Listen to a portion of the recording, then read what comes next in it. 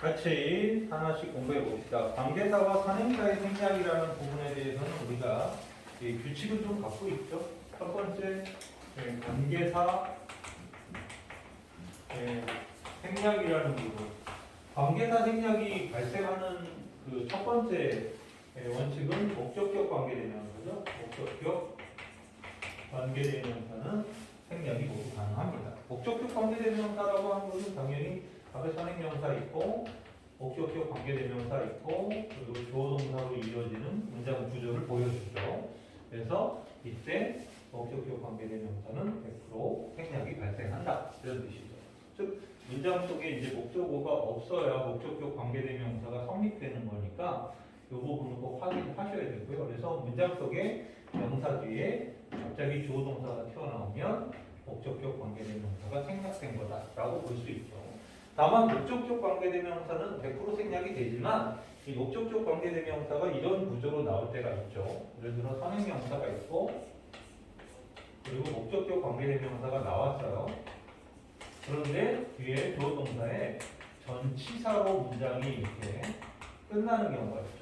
이 전치사의 목적어가 없는 거죠. 전치사 뒤에 목적어가 있어야 되는데 얘가 생략된 거예요. 그럼 전치사가 이렇게 문장에 남아있을 때 이 전치사가 이게 앞으로 나올 수 있죠. 그래서 목적격 관계대명사 앞에 전치사가 이렇게 붙게 되는 순간 이때 목적격 관계대명사는 생략이 될 수 없다. 얘는 생략 불가다. 그대로 써야 돼. 생략 불가가 된다. 그러니까 목적격 관계대명사는 100% 생략이 되지만 전치사가 도치되어 나와서 목적격 관계대명사 앞에 있게 되면 그 목적격 관계대명사는 생략할 수 없다라는 규칙만 기억하고 있으면 될 것 같아요. 또 하나는 주격 관계대명사의 생략이 발생할 수 있죠. 주격 관계대명사의 생략이 발생합니다. 근데 주격 관계대명사는 일반적으로는 생략이 발생하지 않는 놈이죠. 왜냐하면 문장 구조에서 선행사가 있고 주격 관계대명사가 있고 동사가 이렇게 나오잖아요. 주어가 빠져 있으니까. 그러니까 예를 들어서 얘가 없어져 버리면 선행사와 동사가 바로 붙어버리는데 이렇게 되면 이게 형용사절로서 이 동사가 이끄는 이 문장 이하가 얘를 수식한다라는 기능이 상실돼 버리죠. 그래서 주격관계대명사는 생략이 안 돼요. 아셨죠? 그런데 주격관계대명사가 생략된다는 건 뭐냐면 얘가 주격관계대명사가 뒤에 비동사를 가지고 있는 경우다 이렇게 볼 수 있습니다. 그렇게 되면 여기 앞에 선행명사 있고 주격관계대명사와 비동사를 함께 생략을 하게 되면 남아있을 수 있는 놈이 대표적으로 형용사나 아니면 PP나 ING와 같은 분사가 남아있게 되죠. 그래서 우리가 문장 속에서 명사 뒤에 뜬금없이 형용사가 후이수식으로 불쑥 나오거나 명사 뒤에 PP나 ING가 나오는 경우가 굉장히 흔하게 발생하는데 얘네들은 모두 주격관계대명사와 비동사가 생략된 부분이다. 물론 주격관계대명사 생략에는 주격관계대명사 이후에 유도부사가 출발한다든가 뭐 유도부사로 이끄는 문장 속의 주격관계대명사라든가 뭐 다양한 유도부사하고 관련된 어법이 있긴 있지만 걔는 그게 중요한 건 아닙니다. 그러니까 기본 우리가 구문을 배울 때 너무 특수한 구문을 배우면 안 돼요. 그러니까 특수 구문의 범위는 생략이라든가 도치라든가 이런 좀 특이한 구조를 특수 구문으로 묶어서 배우는 것이 정상이지 나머지 구문들은 일반론을 원칙으로 공부하는 게 좋아요. 아셨죠? 그래서 이렇게 뭐 목적격 관계대명사 원래 생략이 다 돼. 근데 전치사가 앞으로 오면 안 된대. 이 정도의 범위로 기억하시면 되고요. 주격 관계대명사는 원래 생략이 안 된대. 이게 생략할 수가 없대. 그런데 비동사와 주격 관계대명사가 나오면 둘이 동시에 생략이 된다. 그래서 뒤에 형용사 PP, ING가 나오는데 이게 주격 관계대명사의 생략이 일어나는 거죠. 일반적으로 관계대명사들 중에서 생략이 절대 될 수 없는 놈이 누구예요? what 같은 놈이 될 수가 없죠. what은 스스로가 명사인데 지가 생략된 명사가 사라져 버리는 거니까 같은 관계대명사라도 what 같은 건 생략이 될 수 없다. 또 whose도 생략 불가죠. whose도 소유격 자체의 기능을 갖고 있는데 그러니까 의미가 명확한 관계대명사는 생략이 안 돼요. 예를 들어 이렇게 뭐 what이라든가 whose라든가 이런 관계대명사는 생략 불가다. 이렇게 기억하면 돼요. 생략 불가다. 이렇게 넣으면 됩니다. 자, 그 중에 관계사 생략 중에 대표적인 놈은 이미 우리가 한번 배운 놈이 있죠. 바로 세 번째, 관계부사의 생략이 벌어질 수 있죠. 관계부사는 잘 알듯이 when이나 where나 why나 how 이 네 개가 관계부사로서의 역할을 하는데 얘네들이 선행사가 당연히 the time 시간, the place 장소, the reason 이유, 그죠? 그리고 the way 이렇게 나오는데 물론 이 네 번째 the way와 how는 함께 쓰지 못하는 특징이 있죠. 그래서 관계부사가 생략이 발생할 수 있어요. 이 경우에 이렇게. 왜냐하면 time이 when이고 place가 where고 reason이 why고 way가 how니까 중복되는 표현이잖아요. 그러니까 이제 생략을 관계부사를 생략시켜서 그 뒤에 정상적인 조동사를 이끄는 거죠. 조동사. 완전한 문장이 와야 돼요. 관계부사들은 완전한 문장이 온다. 원문이 온다. 이렇게 기억하고 있죠. 그래서 time 조동사, place 조동사, reason 조동사 이런 식으로 관계부사가 생략될 수 있다. 그리고 이 관계부사 4개와 대신해서 쓸 수 있는 놈이 대시라는 관계부사가 있어요. 대시 관계부사로 쓰이는 경우에도 이 대은 생략이 된다. 이것도 생략이 이루어진다. 네, 얘네들은 대은 the time, the place, the reason, the way 이렇게 연결됐을 때 그때 대을 관계부사가 보죠. 역시 관계부사 뒤는 완문을 갖고 있어야 되고요. 선행사가 이 4개 중에 하나가 와야 된다는 걸 알 수 있죠. 근데 관계부사로 쓰이는 놈들은 모두 생략이 가능하다 이렇게 볼 수 있죠. 근데 반대로 이 관계부사 같은 경우는 지가 생략이 안 되고 선행사를 생략하는 경우도 되게 많죠. 그러니까는 자기는 있고 when은 그대로 쓰고 time을 생략하는 place, reason, the way를 생략하는 경우가 많죠. 다만 이 경우는 생략하면 안 돼요. 그러니까 왜냐면 얘를 생략해버리면 얘가 갑자기 기능이 접속사인지 관계대명사인지 혼동이 되게 이상하죠. 얘가 관계부사인 이유는 선행사가 이 4개 중에 하나라는 게 명확할 때만 얘를 쓰는 거거든요. 얘는 아무 때나 쓰는 게 아니라 얘는 생략이 안 돼요. 얘는 선행사 생략 불가 이렇게 기억해야 되겠죠. 선행사 생략이 불가. 그래서 관계부사들은 약간 복잡해요. 그렇죠? 관계부사가 생략되기도 하고 선행사가 생략되기도 하고 둘 다 써놓기도 하죠. 물론 how는 안 된다 그랬어요. 둘 다 쓰는 것이 불가능하다고 했죠. 그래서 관계부사는 약간 복잡하기 때문에 정리를 잘 해놔야 된다 이렇게 볼 수 있죠.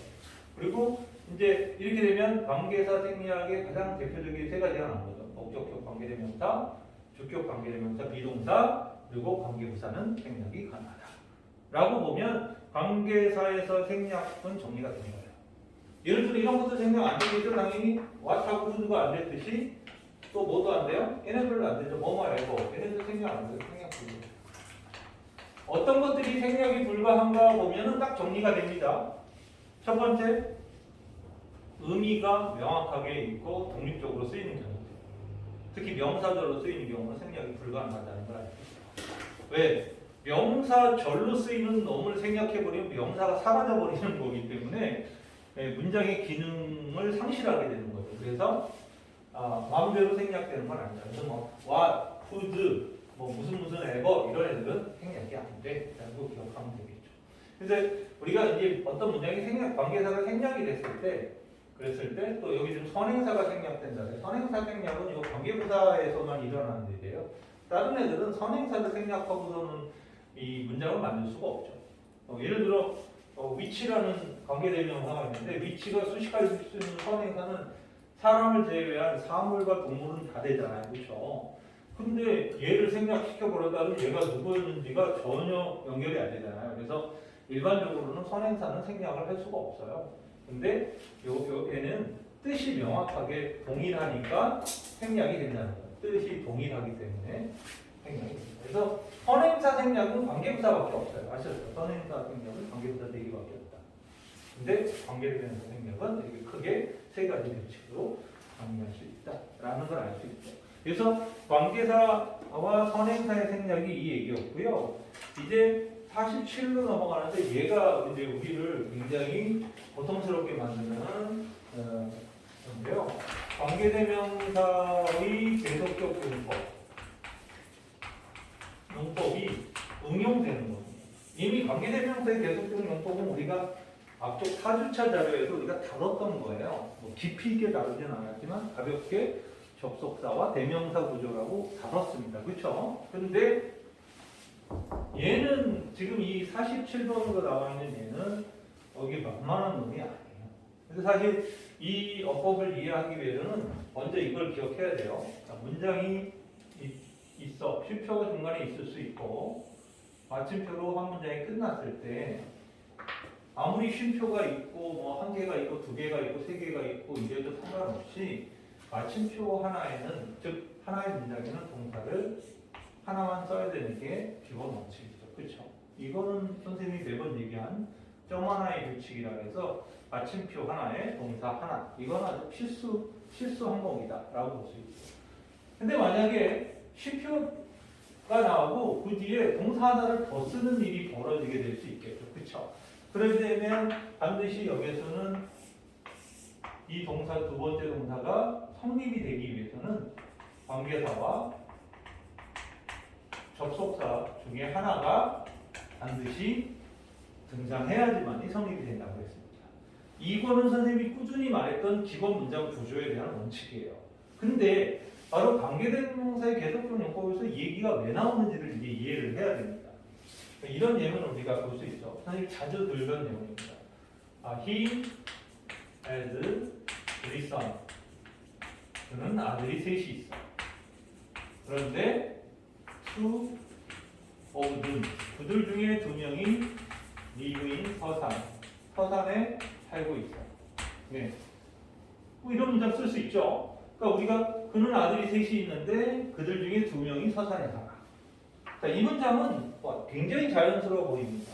당연히 여기 동사 하나 나왔고 그리고 여기에 두 번째 동사가 나왔죠. 그렇죠? 두 번째 동사가 나오니까 중간에 뭘 집어넣었어요? 접속사 엔드를 넣었어요. 그렇죠? 그런데 우리가 관계대명사라는 것은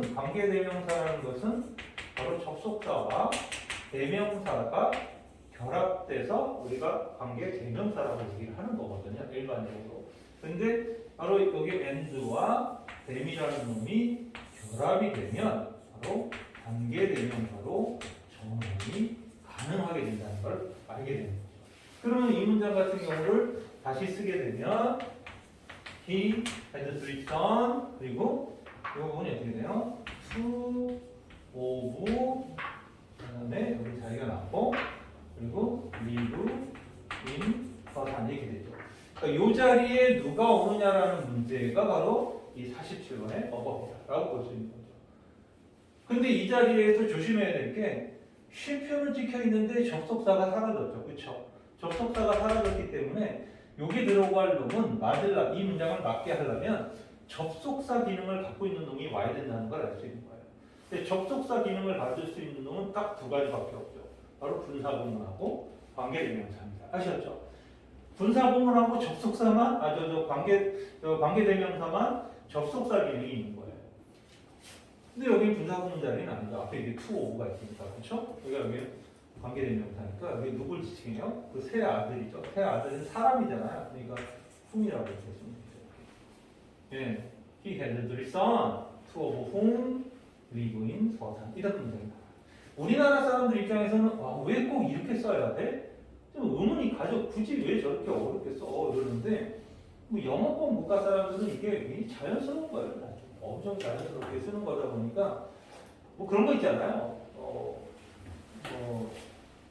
사람들이 장난으로 던진 노래, 그죠? 개구리는 목숨이 왔다 갔다 하는 그런 상황하고 비슷한 거죠. 그러니까 영어권 사람들은 이게 뭐 당연하잖아 이렇게 보는데 우리는 아니 이게 편하게 이렇게 그냥 풀어서 써주면 보기도 좋고 해석도 쉬운데 이렇게 해버리면 갑자기 애들이 아니 여기 왜 갑자기 뜬금없이 중간에 흠이 나와 이런 생각이 드는 거죠. 처음 봤을 때는 그런 느낌이 드는 거죠. 그래서 개성적 용법에 관계대명사 중에 이 오브전 시사를 이끌고 있는 구문들은 모두 여기에 해당돼요. 예를 들어 이거 뭐 한두 개가 아니죠. 보스 오브도 이게 오브 쓸 수 있고 리더 오브 sum of, 그죠? sum of. 이것처럼 뭐 이게 기수 오브 이런 것들 충분히 쓸 수 있고 하프 오브도 될 수 있고 뭐 하프 오브 이런 오브 부분이라는 건 솔직히 몇 개만 한정될 수가 없잖아요. 엄청 많이 나올 수 있죠. 그러니까 얘네들이 다 이 어법은 나올 수 있으니까 최근 들어 수능이나 모의고사에서는 주목받고 있는 어법 중에 하나다. 왜냐하면 일반적인 관계대명사의 계속적 문법은 좀 눈에 금방 띄어. 왜? 쉼표 다음에 딱 관계대명사 위치 있게 딱 써버리니까 애들이 요거랑 요거 나왔으니까 요거 계속적 문법이야. 이게 금방 눈에 보인다고. 근데 이렇게 써버리면 쉼표 다음에 관계대명사가 아니라 딴 게 먼저 나오잖아. 그러니까 애들이 이걸 놓치고 따라가. 이 문제를 여기다가 댐이라고 여기다가 흠이 아니라 여기다가 댐을 써놓고 위치치고 물어보는 문제가 많잖아. 그럼 애들은 댐을 써놨어 해석을 해보자. 그는 세 아들이 있어. 그들 중에 2명은 서산의 사람. 우리는 아무 문제 없어요. 한국 사람들은 접속사가 꼭 있어야 돼? 이런 거 별로 중요한 게 아니란 말이야. 근데 영어는 이렇게 되어서 안 돼. 왜? 아까 이 규칙으로 다시 넘어가죠. 접속사나 관계사가 없이 동사 2개를 가지면 안 되기 때문에 여기 이미 하나 가졌는데 여기 접속사가 없는데 여기 댐을 쓰고 두 번째 동사를 가지면 틀리겠죠. 그렇죠? 그러니까 이걸 물어보고 있다는 거예요.